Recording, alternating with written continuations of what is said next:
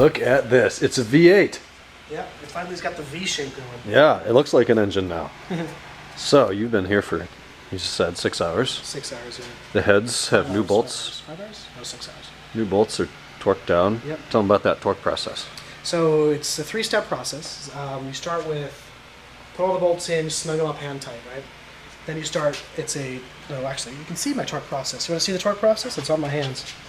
So you start with bolt 1 at 30 newton meters, then 2 at 30 newton meters, and 3 at 30 newton meters, and 4 and 5 and 6 and 7 and 8 and 9 and 10 at 30 newton meters. And then you do 80 degrees at bolts 1, 2, 3, 4, 5, 6, 7, 8, 9, 10.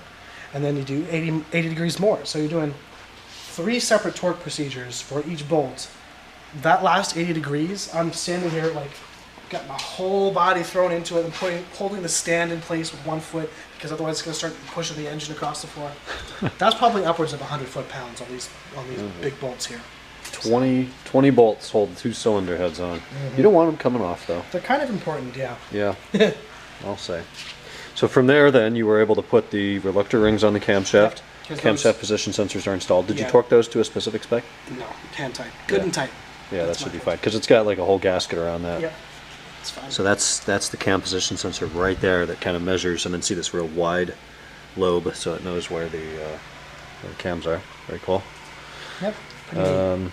And then at the end of those there's some nuts, and we found out those were 9 mils. Yes, they are 9 mil banjo bolts, so they actually go into the camshaft. So BMW uses hollow camshafts because they're lighter weight, slightly rotating assemblies. So it's a tube; it's not just a big bar. So I think you can actually probably see right through them if you got a light, maybe. I don't know. Can you? Maybe. No. Oh, I think it's at the first cap here. That could be. Yeah. So, what are you working on now? So right now I'm assembling the Bank 2 spline hub with my brand new diaphragm springs. So these are the old diaphragm springs.